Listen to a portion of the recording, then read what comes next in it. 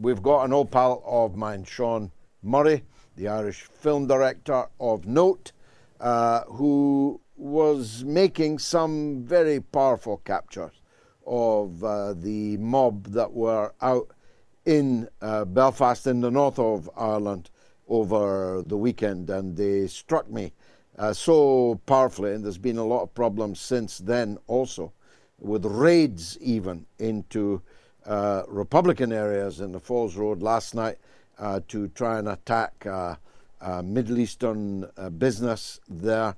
The problem in Belfast, in the north of Ireland, is not over. So I was delighted that Seán Murray accepted my invitation to be on the Mother of All Talk shows this evening. Seán, thanks for that. My grandmother used to say, Our Lady weeps when she hears a woman swear. It's kind of silly. But I kind of feel the same way when I see Irish people evincing racial hatred against victims of colonialism, victims of empire.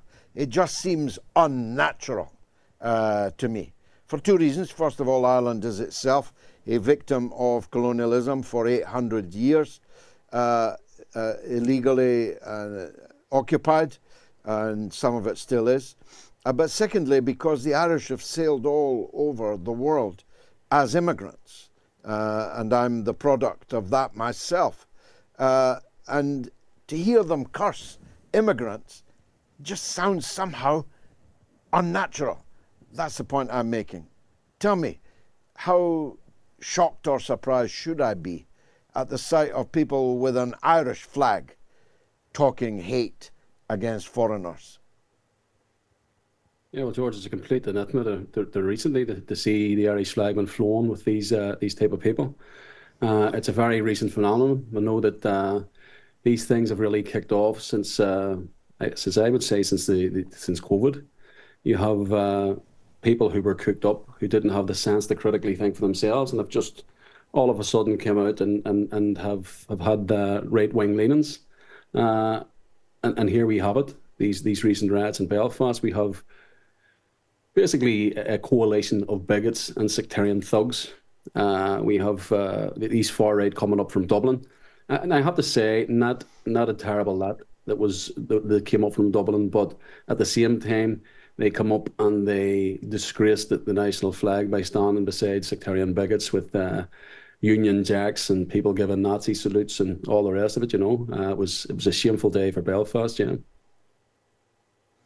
Yeah, I'm interested in that quantity point that you made. One can get the impression from social media that there are thousands upon thousands of people in the Free State who have come out post-COVID, come out of their shell, and are now a clear and present danger to social cohesion in Ireland, if not the physical and personal safety of immigrants and asylum seekers in Ireland. But how many of them are there really? Well, yeah, I think there was enough to disrupt the recent election in the South. So, I mean, you had a campaign against Sinn Féin in the South. Now, Sinn Féin isn't in government. You had the two main parties in the South, Fine Gael and Fianna Fáil, who have been leading the charge since partition. Both have been the stalwarts of government since partition in the 1920s. It's been either one of those that have been in power, and that's still the case. You have that coalition between these two parties. Sinn Féin is not in government, but Sinn Féin is feeling the brunt of these far right attacks. But also recently we had a Sky News report which investigated where a lot of these tweets, these far right tweets, had come from in Ireland. And I think it's almost 60% came from the United States. Now, if we look at a recent Guardian report, for example, of who was funding, that they contend who's been funding Tommy Robinson, it's a nexus of far-right groups in America that are aligned to Israel. So that's very, very interesting, because a lot of people, including myself, believe that far-right money, that American money and that Israeli money, is also finding its way to Ireland. And of course, what's the agenda here? First of all, to stunt the growth of Sinn Féin in Ireland for a start, but also to cause discord between the Muslim communities in Britain and in Ireland, which we're seeing now. Yeah, I mean, so much of this comes from the United States and purports to be Irish, purports to be British. Somebody gave themselves away the other day. A guy who's been tweeting at me for many weeks suddenly gave himself away by spelling the word colour in the American way and the word civilized in the American way, thus immediately unmasking himself as a US-based troll. All of us know the proper way of spelling colour and civilized, and it's not the American way. But the social media is, of course, a nest of special interests and troll farms and propaganda psyop organizations. And we've now got a situation where Twitter's owner seems to have cast aside any pretensions of free speech and of providing a town square where we can all have our say. He's moved into fifth gear as a supporter of Netanyahu personally and of the overthrow of the government in Venezuela, for example. I'm not sure what either of those two things got to do with him, but it's certainly an abuse of corporate power. What should we do about that? Can't we have our own platforms? Well, I would love to see an alternative platform. I mean, X probably is the most powerful with regards to getting the political message out there from any quarter. But since Elon Musk has taken the reins of X, it has become an absolute cesspit. I mean, some of the accounts, just racist accounts alone that are on X that I see daily, that have been reported so many times, it's hard to believe that those accounts still are still online. I mean, the worst kind of racism that I've seen, you know. But I don't know, how do we build an alternative power structure that challenges these kind of views and also something that's quite democratic, that all views can be heard? It'll be quite a struggle. Indeed. So what happens next? Much of the violence against the ethnic minorities in the north of Ireland has been in the eastern part of Belfast.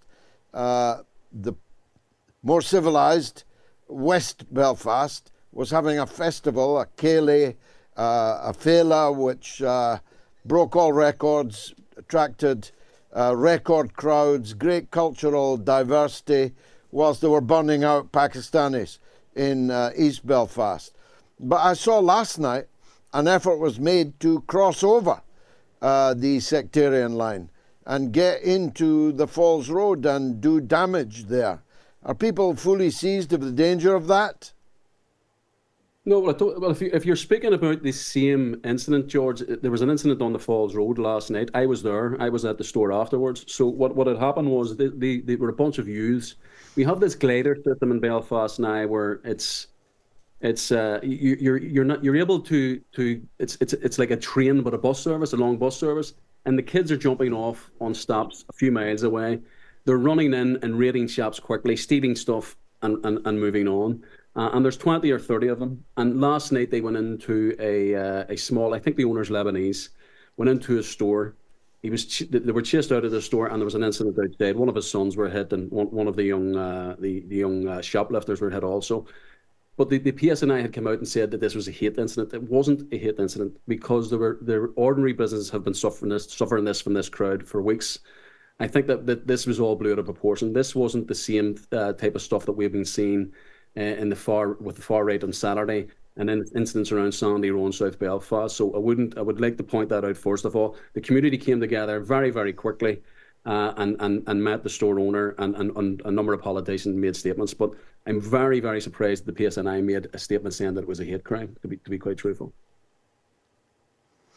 But the hate crimes definitely took place at the weekend in Sandy Row. The deliberate targeting of isolated immigrants who many of Yeah. whom have been trading and serving these communities for decades, got their shops burnt out, their livelihood destroyed, and their lives threatened.